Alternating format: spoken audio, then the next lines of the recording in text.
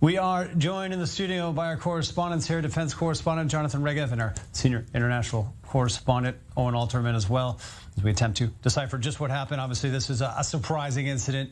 Jonathan, what does this look like to you in light of the recent events and what we can tell from the footage? Well, first of all, we have to say that everything we say now is initial assumptions. There's no official word yet whatsoever from Israel or from Lebanon, therefore initial assumptions.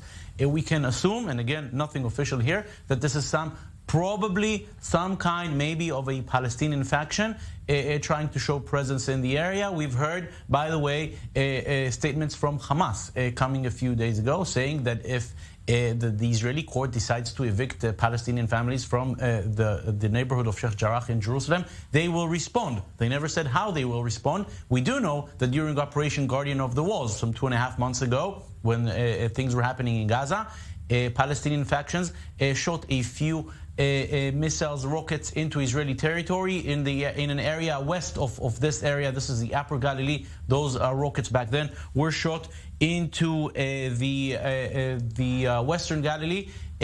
So this could perhaps be the case. If it were Hezbollah would probably not shoot just one rocket. Hezbollah has the ability to shoot much more than that. Regarding the area, the city of Kiryat Shmona and those two communities which you mentioned, Tel Hai and Kfar Giladi, aerial distance, we're speaking half a mile or so from Lebanon, therefore very easy, very accessible for any rocket from Lebanon to land in those areas. Therefore, the initial assumption, again, no confirmation yet, is that this is some kind of breakaway, maybe Palestinian faction shooting into Israel. We're already hearing reports that Israel is shooting back inside Lebanon. Another very important thing to say, no one can shoot a missile from southern Lebanon without the acceptance of Hezbollah. Hezbollah is probably not the one responsible for the fire, but anyone shooting from that area needs Hezbollah to at least give him maybe not entirely a green light, but saying you can do it and we'll pretend we didn't see anything. Important as well to add that so far the reports say no injuries from this rocket hit either. No significant damage either. We see it appears to have hit in an open area there, sparking a small fire. But important update there. And Owen, on the situation here, we've been reporting for days now about the growing tensions with Iran. We know their role in the region there, connections with Hezbollah here now. Again, I think as Jonathan mentioned here, this doesn't fit what we know is the profile of a Hezbollah strike. But regardless, those tensions exist. Iran is a player in these regions. Any other international story here that fits with this type of provocation right now? Listen, we still, as Jonathan was just saying a moment ago, we still don't know the fact. So we just have to wait and understand better what happened, who did this and why, and what the circumstances were before we can really draw any conclusions. But certainly, obviously, there's a lot of tension in the Middle East in general, between Iran and the rest of the world in general. And obviously, that affects Lebanon, that affects the rest of the region. And also, I think very important to emphasize, just because this was conducted by a Palestinian faction doesn't mean that it's not a potentially explosive situation. Obviously, this can escalate just as other situations escalate.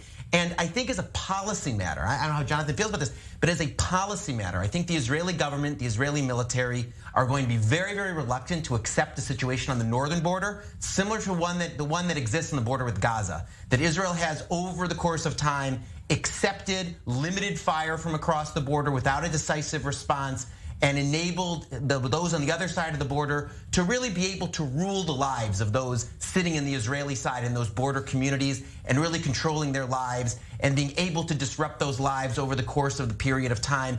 I think Israel and the Israeli public and the Israeli establishment don't want to see a similar equation on the Lebanese border. But in order to avoid that kind of similar equation, you have to take a serious risk of escalation by retaliating fiercely. So I think it's a really delicate balancing act for the Israeli military. Certainly they're thinking about it right now. Obviously, one would imagine that there's been a lot of planning and thinking in advance and to try to simulate this kind of situation, but certainly in real time, it's a different situation. But again, those are the calculations, I think, going through the minds of Israeli decision makers and those on the ground operating.